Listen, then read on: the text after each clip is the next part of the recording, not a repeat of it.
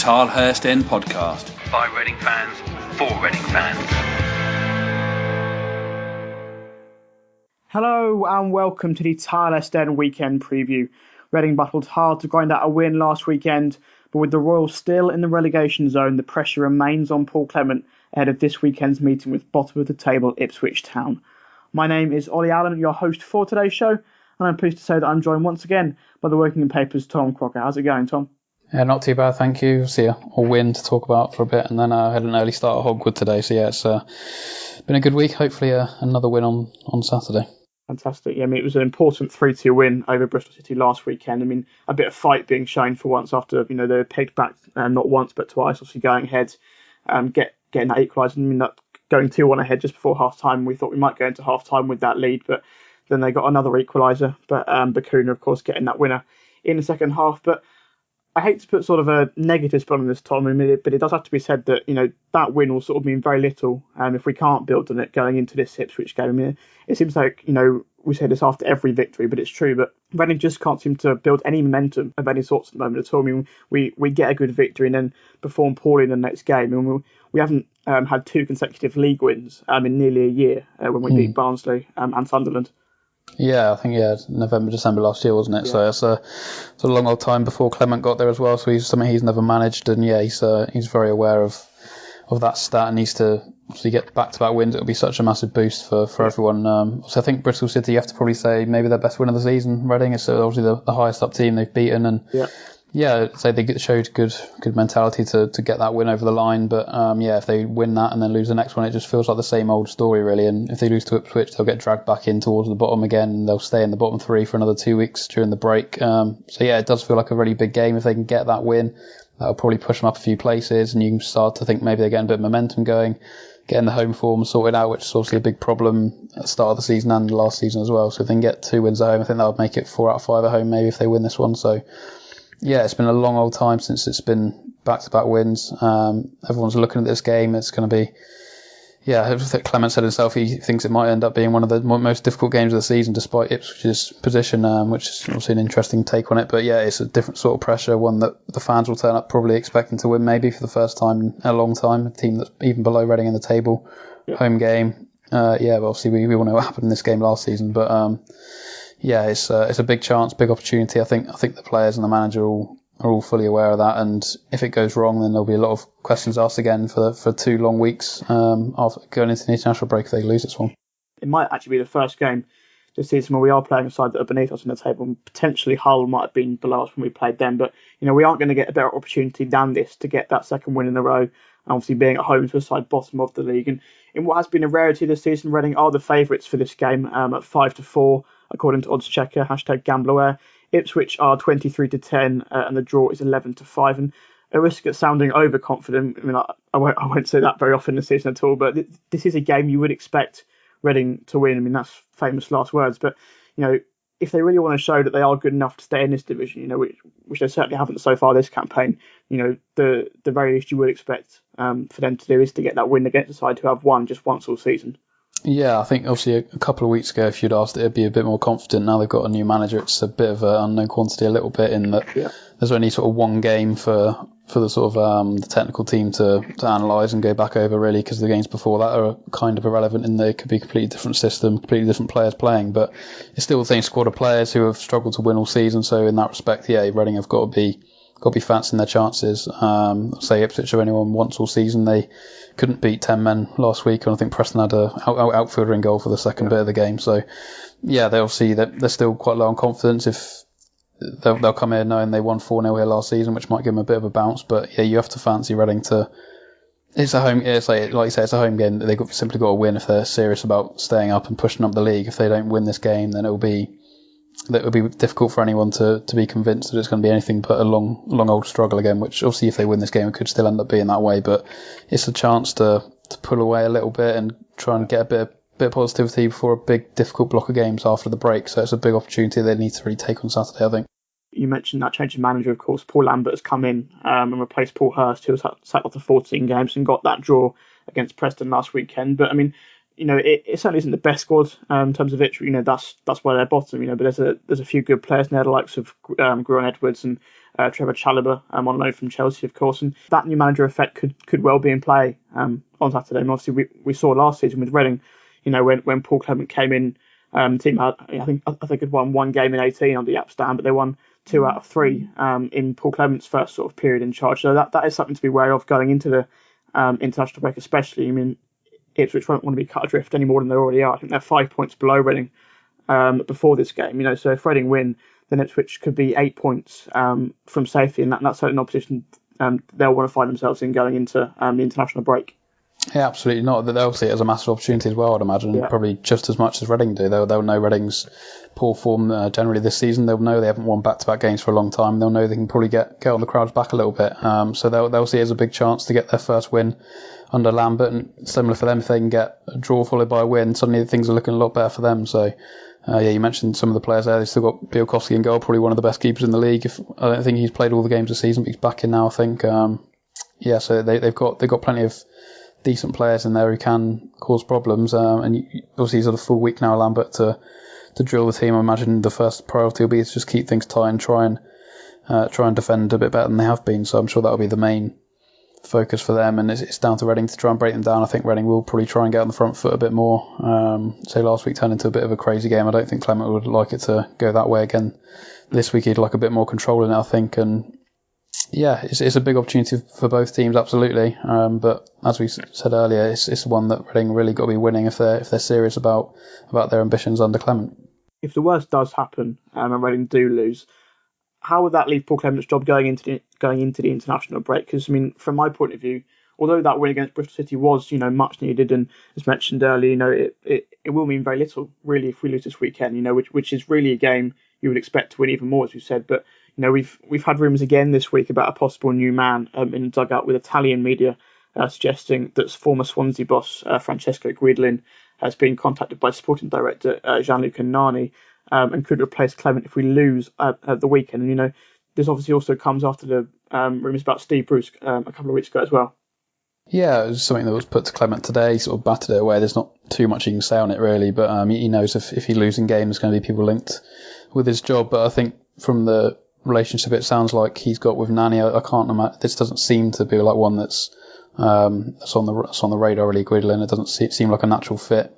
Bruce maybe a little bit more so, but I think if he wins, obviously it won't really be a question for now. 2 back-to-back wins at home, it won't really be a problem. But if they do lose it, then there's going to be plenty of questions again, and obviously there's a break for those in charge to have a look around, see if anyone maybe could come in and do something. But I do feel that these recent home wins have bought him a little bit of time, even if they were to lose on Saturday. Obviously, if he goes down and get well beaten again and the crowd completely turn, then it could affect things a little bit. But I think the last Saturday's win bought him a little bit more time. Obviously, they mentioned before the owners gave Yap a long time last year after one win in 19. I think Clement's done a bit better than that in recent weeks, so I can't see them getting ready even if they do lose on Saturday. But obviously it will still put them in a difficult position because they'll be sort of 22nd at best if they do lose. So it wouldn't have been a great start, and then he will need to get something pretty quickly after the international break, and the pressure will be ramped straight back up again. But for now, I think he's safe-ish. If they can just put in a performance on Saturday and get the win, then obviously it will relieve pressure massively for the coming weeks. I think it would be 2 points off the bottom if we were to lose at the weekend. But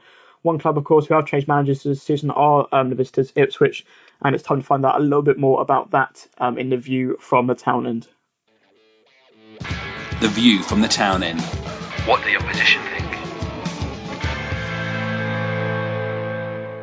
View from the town end time then, and as Reading prepare to host Ipswich Town on Saturday, I'm pleased to say that I'm joined by Benjamin Bloom from the Blue Monday podcast. How's it going, Benjamin? Well, this is going to be a bit of a pity party, isn't it, Ollie? A Reading fan talking to an Ipswich fan. I mean, you're slightly less pitiful than us, but hey, bottom of the table, mighty clash coming up. No, I'm doing fine, thanks, Ollie. I'm very pleased to be on. I'm glad. I mean, I was going to say, with no offence to Ted at all, it's quite nice to talk to a fan who actually below us on the table for once this week. We've been talking to a load of fans, obviously way above us. But I mean, I'll start with sort of the season so far. And it's a very loaded question, but sort of what has gone wrong for Ipswich so far this season? As you said, bottom of the table, 5 points from safe and just one win all season.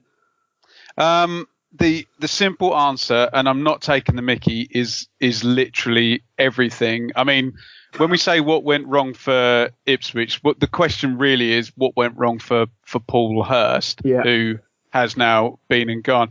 And it was literally everything. He turned up at the club. The first thing that went wrong is he got to the playoff final, so the appointment was delayed, and however that affected recruitment or pre-season training. So he was behind even when he arrived. Then all of a sudden, Adam Webster goes, David McGoldrick goes, all the loan players go, all the short contracts go. And then as the season's starting, off goes Martin Waghorn, and then on transfer deadline day, Joe Garner. So all the players that got us to our mighty 12th place finish last year were sold from Hurst. He then bought in players he knew from the lower leagues, 2 from Shrewsbury, 2 from Accrington, 1 from Peterborough. And one of those so far has worked out, Gwion Edwards, in any shape or form. And then the big thing was on the loan window, income, Jordan Graham, John Walters and Matthew Pennington. Matthew Pennington's exempt from any criticism at centre-half. He's a very good player. But then Hurst lost his nerve, and he went from his system that he'd started to build, and, he lost the team. He dropped the Player of the Year in goal, lost the dressing room in record super quick time, and was out after 15 games.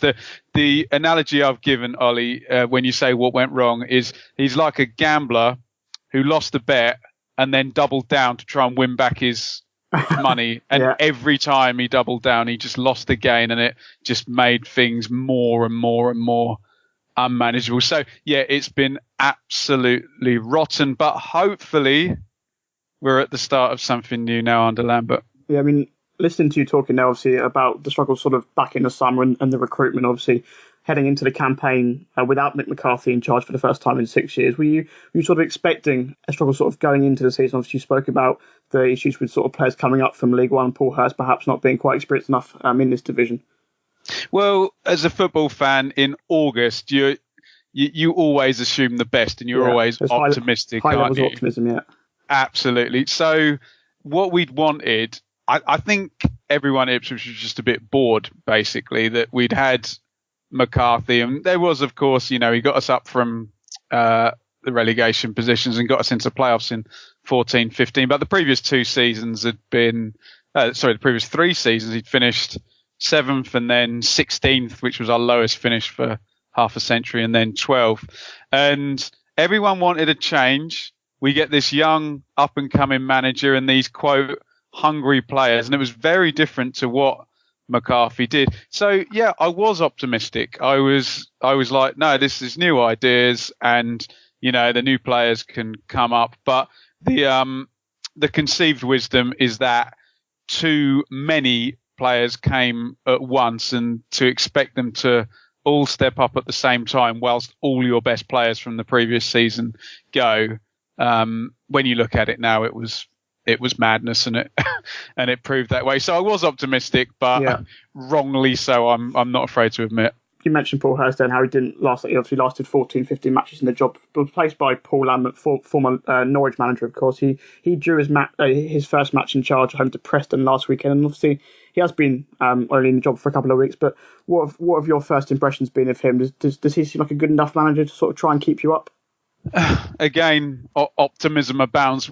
We hope so. He's certainly, in terms of the level of football he worked at, you would argue he's a higher caliber candidate than Hurst was. Not that we were worried about that when Hurst was arrived. And he seems to be doing the opposite of everything that Hurst did. And there's somewhat of a conspiracy theory that he knew he was getting the job a few weeks ago, and he's been watching, and he knew what he was going to do straight away. He's brought back all of the experienced players that are left. He's taken a lot of the Hurst signings out of the firing line, and just not to say that they won't come back, but so he's just immediately gone for experienced players, the ones with the most career appearances are going to be in the team at the Madejski on Saturday. The other thing he's done, he's been very, very overt in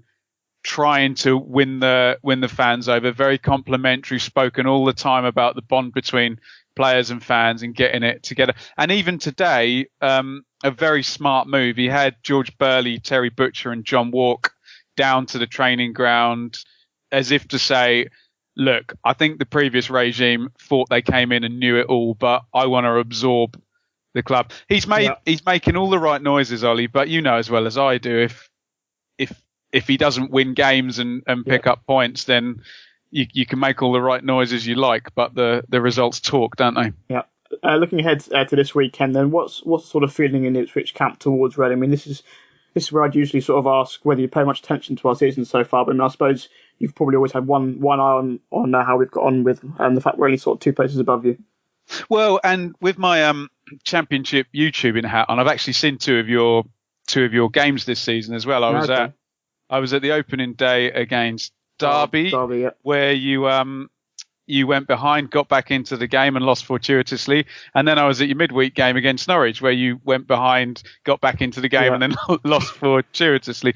I think what I'd do is I'd throw the question back to you, because from what I can see, and this is the hope from an Ipswich fan's point of view, that these 2 wins against Millwall and who did you beat? It was Bristol City, wasn't it? Yeah, 3-2 the weekend. The stats were massively against you. Yeah.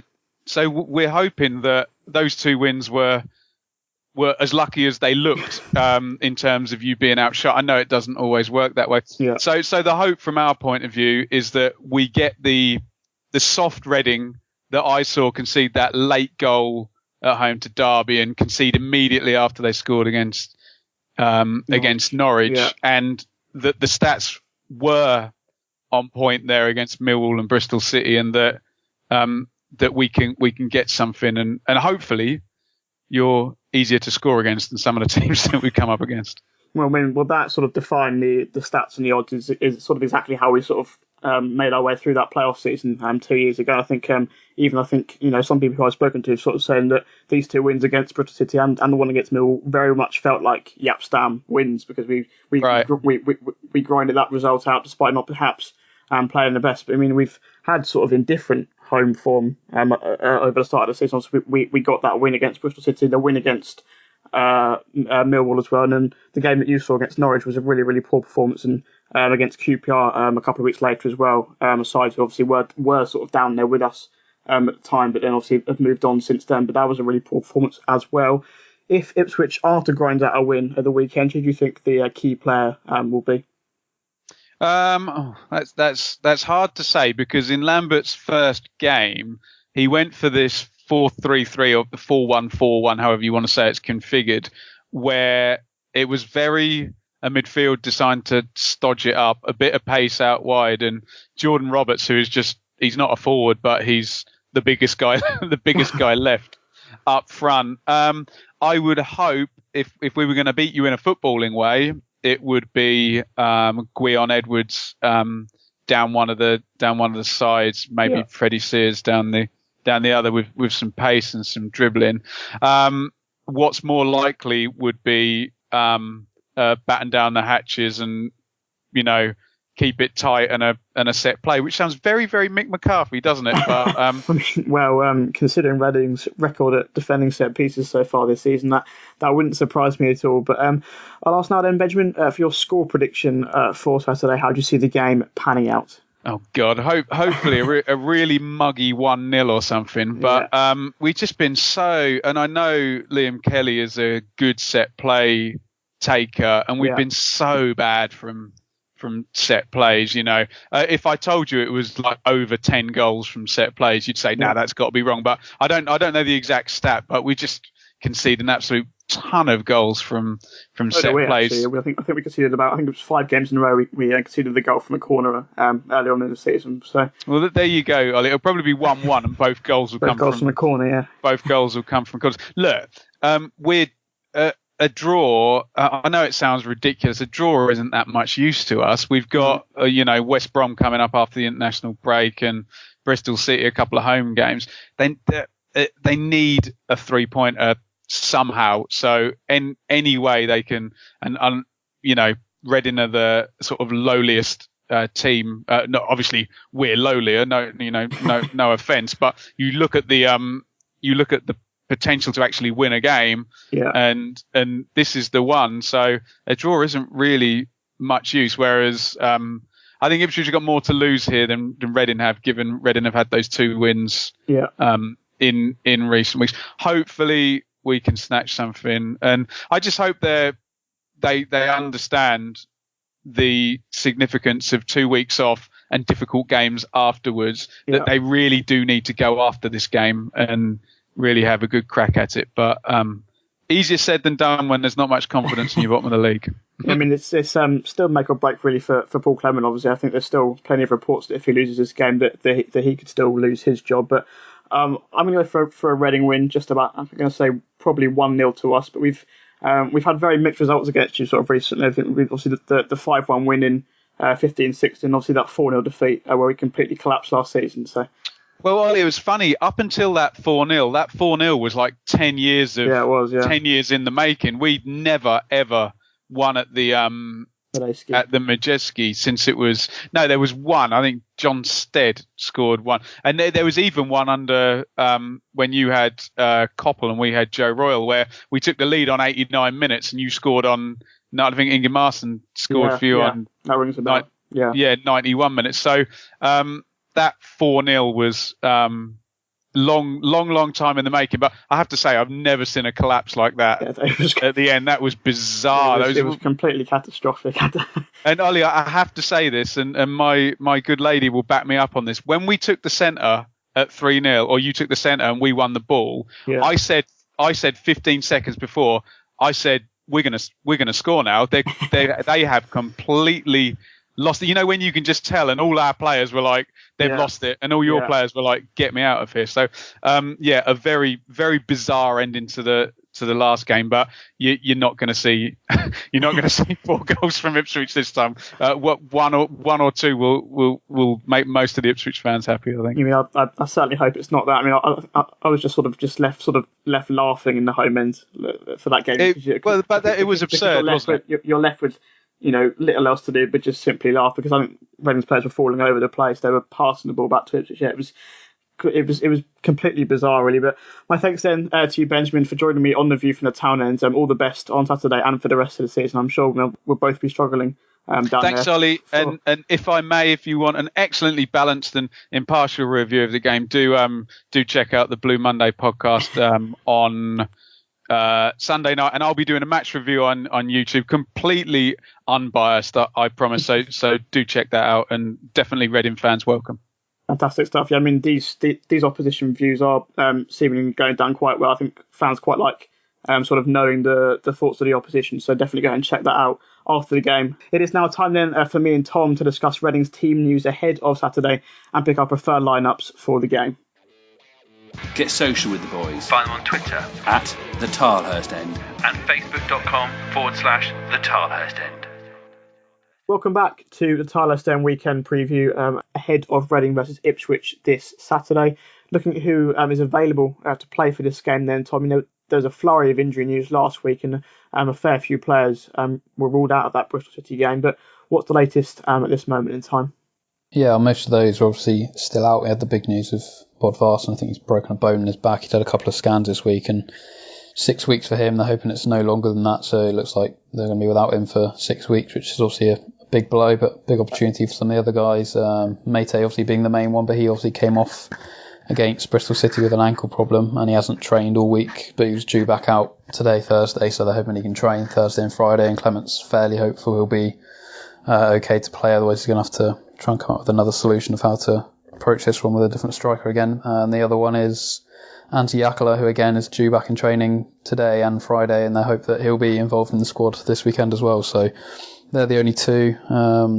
Same Mate played last week, so everyone else that played last week sounds like they're okay, and it's just a case of who he wants to pick now, because there's a lot of players who missed out last week just through selection problems, and it's whether Clement wants to mix it up a little bit or stick with what got the job done last week. But yeah, in terms of injuries, it's pretty much as you were with Jääkelä maybe back involved. despite his injuries, it is still quite a big squad to pick from. The likes of David Myler and Josh Simmons missing out completely last week. But what would your team be for Saturday then, Tom?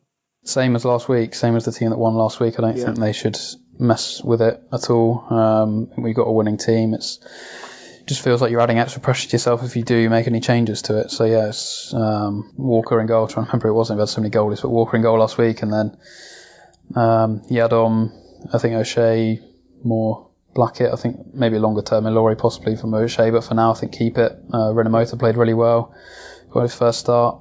Kelly looked really good actually in front of the back four, a bit of a different role for him, but he seemed to thrive in that. And then Bacuna obviously scored the winner. Barrow back involved, looked good. And then Baldock and Mate. I think if Mate doesn't quite make it, then you'd imagine McCleary, who came on for him last week, could probably start instead. But if I was Clement, I wouldn't be changing anything unless he really had to. I'm not entirely convinced he will keep it. It just sounds like he's tempted to tinker with it a little bit. Obviously, it wasn't a perfect performance, so you can maybe ever think about trying to shore up defensively, so he might want to change it a little bit for tactical reasons, but if I was him, I would stick with it, and I think everyone would be on side with that. I would also keep the same team as much as possible, to try and keep that winning side together. I mean, I wasn't actually that big of a fan of the lineup when it was announced last weekend. I had a few complaints, but obviously you can't really argue with a win. The only other time we have kept the same team this season was following the Preston game, that 3-2 win at Deepdale. We kept the same team then at home to Norwich, and then lost that 1-2-1 and put in quite a poor performance, swings and roundabouts, I suppose. But as you mentioned, Andy Rinomhota seemed to have a really good debut, actually, so he should keep his spot, and Liam Kelly as well. That doubt does come with the questions over Yaku Meite's fitness, and if he isn't ready to play, I'd probably, move Sam Baldock into the middle and have someone like McCleary or Josh Sims coming in on the wing. I think Callum Harriott even is back fit now, but it is a slight worry, Tom, obviously, with John Daly Bodvarsson out for 6 weeks or so, and Meite potentially out. I mean, that's Reading's top 2 goal scorers, potentially absent for this game. They've got 12 goals between them so far this season. Could it be time for someone like Mark Minotti to step up, or even one of the academy boys, like Danny Loader or Ben House, both of whom have been in good form so far this season? Yeah, I'd say there's a shout for all of them. I think you'd imagine McNulty's at the front of that queue. I think the most likely scenario is what you said there, to put Baldock up front like he did last week and then work off that. Danny Loader's been training with the first team all week, so I imagine that's with a view of possibly coming onto the bench if Meite doesn't make it. I would have thought. I can't imagine he'll be involved otherwise. It's just too many players at the moment to get in there. But yeah, I think obviously if with Bodvarsson out and with the games that are going to come after the break, I think they're going to need all these guys to play at some point. I don't think they can keep the same team every week when there's 2 games a week. So I think Minotti will get chances, and obviously he's probably a little frustrated with his lack of game time, and I think he's going to have to take that opportunity. He's going to have to grab it straight away when it does come this time around, whether it's on Saturday or after the break. I think Clement said today it's becoming harder and harder to leave Danny Loader out. So yeah, I'm sure he'll get a chance that maybe at some point it's more likely to be off the bench maybe than throwing him in to start. And he said he likes Ben House as well, but there's just so many options up there as well at the moment. So yeah, obviously the number one hope is that Yaku Meite is fit to play. Obviously he's got the goals, scored again last week and leads the line, I think, in a similar sort of way to Bodvarsson, whereas you have to play slightly differently, I think, if Baldock's up front. So ideally Meite will be fit. It sounds like Clement's fairly hopeful, and I think Meite is going to be pretty determined to get into that team and play. So yeah, hopefully he can be fit, but if not, I think it's more likely to be Baldock or possibly even McNulty. Obviously him and Baldock look pretty good together, so I wouldn't mind seeing both of them together maybe, but I think he'll try and stick with that team as much as he can from last week, hopefully. Meite named in the Ivory Coast squad for possibly the second time in his career, yet to make his debut for the international team, but named in the Ivory Coast squad for the next international break. So congratulations to him, and obviously potentially a little bit of hope in terms of his fitness for this weekend. But Andy Rinomhota is one academy player. We mentioned Loader and House there, but Rinomhota, one academy player who did come into the side for his first league start last week and did really well, actually. I mean, and quite a few plaudits. Won our man of the match vote on the TireHurstEnd.com. And we spoke about the midfield last week and sort of how it's hard to get that right balance without Saeed Ezatolahi in there. But that trio of Rinomhota, Kelly and Bacuna actually did surprisingly well. I mean, obviously Kelly and Bacuna obviously both scored, and Kelly played that holding midfield role quite well, actually. I mean, I obviously made a plea last week for David Myler to play that position, but I mean, again, he didn't even make the squad, but Kelly did do a good job. Yeah, for me, he was the best player actually last week. I know Renamoto and Bacuna did well as well, but I think Kelly, the way there was a few eyebrows, I think, when that team came out, why is Kelly being picked ahead of John Swift, I think was probably one of the main concerns. When you look at how they set up, Liam Kelly did basically just sit in front of that back four and did it really well. It's a position that maybe is would help him a little bit. He struggled, I think, in recent weeks for form, but he seemed back to his best. Obviously, scored a brilliant goal as well, his first of the season. He's got that in his locker, so yeah, he looked really good, keeping things ticking over in there. And when you've got two people like Bacuna and Renamoto who do a lot of running, put a lot of tackles in around him, it gives him maybe a bit more time on the ball, which I think is what he needs, rather than getting crowded out maybe in the middle. He can have a bit more time to dictate play. So for me, I think those three have a good balance among them. Obviously, John Swift, you look longer term, you'd say people like Swift will probably get back in, but right now, when you've won a game playing that well, I think the midfield three are probably the best three players on the pitch. So to disrupt that would be, I think, frustrating and a bit harsh on Renamoto, but I think he's set to keep his place by the sounds of it. Looking at the defence, then obviously if Clement does go with the same side again, as we've both suggested that he should, I mean, it would mean no place for Thiago Ilori, which does on the face of it sort of seem quite harsh. I mean, he's certainly been one of Reading's better players so far this season. Indeed, being one of the few players, sort of actually to made a noticeable improvement under Paul Clement. But, in fairness to John O'Shea, who's coming for him, he's always done quite a good job whenever he's been called upon. A much better job than anyone ever thought he would. I mean, his signing was sort of laughed at in the summer, and he's certainly proven a lot of people wrong. But do you see a scenario, potentially where all three of Liam Moore, Thiago Ilori, and O'Shea play in the same team? Obviously, whether that's all three in the centre of defence, or we saw Ilori play right back against Hull and do quite well. And of course, we've also got club captain Paul McShane to come back into the fold as well. Yeah, there's plenty of options there. I think, similar to some of the other players, I think long term Ilori will be the one who plays in there. I think he's going to be a massive part of the squad going forward. So I think right now, if you look at those back four individually, Yadom, Ilori, Moore and Blackett, I think they've all had good seasons. It's just together as a four, it hasn't worked. They've let in too many goals, and the experience O'Shea can bring, maybe even if he hasn't been as eye-catching as Ilori's performances on an individual level, his experience I think is helpful. And I think when you need to try and have a settled back four when you can, especially when you're winning games. Obviously, the changing goal every other week isn't really helping that either, I don't think. Interestingly, Clement strongly hinted that Yakala will play if he's fit, so we'll have to wait and see. But he seems fairly keen to get him back in goal, which would be an interesting one. But also I think you want a settled back four and settled goalkeeper ideally. It hasn't worked out that way this year, but I think for this weekend you should stick with that four, and then maybe after the break when you can use the squad a bit more. I think Ilori is, he's going to be one who does come back into the team, I think, sooner rather than later. Like you say, he can play at fullback as well, but right now I think you should stick with O'Shea. He's done nothing really to lose his spot, and I think he seems to bring the best out of the four as a unit. With the goal, the first Bristol City goal didn't really highlight that particularly, but I think you should try and stick with that four, especially after winning a game, and try and just build a bit of defensive structure, as Clement likes to say, that they've been trying to work on the last couple of weeks, and hopefully they can show that a bit more on Saturday, when I think they might be a bit more on the front foot again. It does seem as though O'Shea's always sort of in that right place, right time, especially in the air. I think I've been really impressed with sort of the fact he's always winning his aerial duels. It'll be interesting to see some stats on that. But it is prediction time. Then Tom and Reading defied us both last week by getting the win against Bristol City. I think I went for a draw and you said a defeat. But what are you going to go for against Ipswich? I'm going to go for a win. I'm going to try and be positive. I think that's the outlook from here on in. Try and be positive and see where that takes me. But I'm going to go for I'm going to say 2-0, but then I've just remembered that they haven't kept hardly any clean sheets. But I'm going to say 2-0, and hopefully this will be the one that can kickstart something, as we've hoped for so many times this season.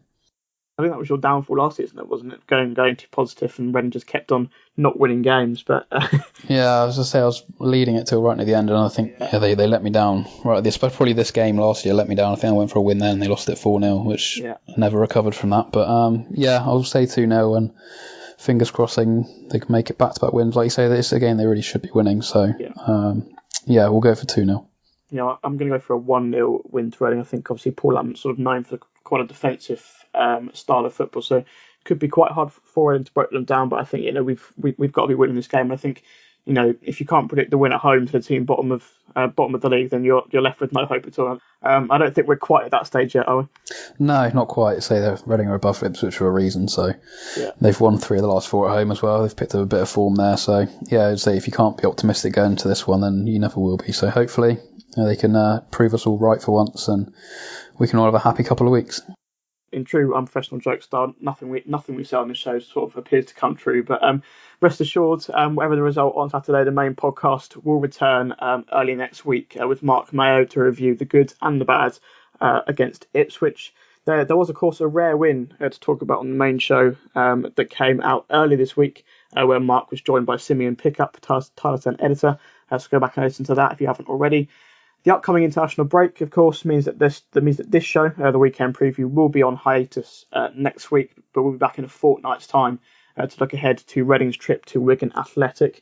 There'll be plenty of content, though, over on thetilehurstend.com in the meantime, as there is right now, of course. A good analysis from Simeon Pickup on Liam Kelly's new role in that win over Bristol City. The news that Anssi Jakala has been named our October Player of the Month, and also some good quotes from Andrija Novakovic about his loan spell over in Holland so far. So go and check that out on thetilehurstend.com.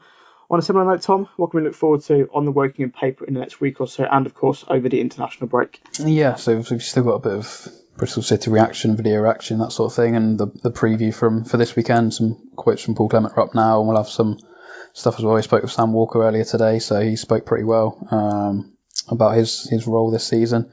And yeah, over the international break, we're hopefully going to speak to somebody, whether it's who it will be just yet, we're not entirely sure. But yeah, I think if Reading can win, it might be a bit more content than if they lose. But yeah, that'll be over on Wokingham.today, and I'll put up on Twitter at Tom J. Crocker, as well as obviously the game this weekend will be at the game as well. Brilliant, mate. Make sure you go and check that one out. Thank you very much then, Tom, for joining me on the Tyler Stone Weekend Preview this week. Nice one. Thanks, Ollie. Thank you at home as well for listening to this week's show. Here's to Reading getting back-to-back wins for the first time in nearly a year. Come on, you Rs. The Tilehurst End Podcast. By Reading fans, for Reading fans.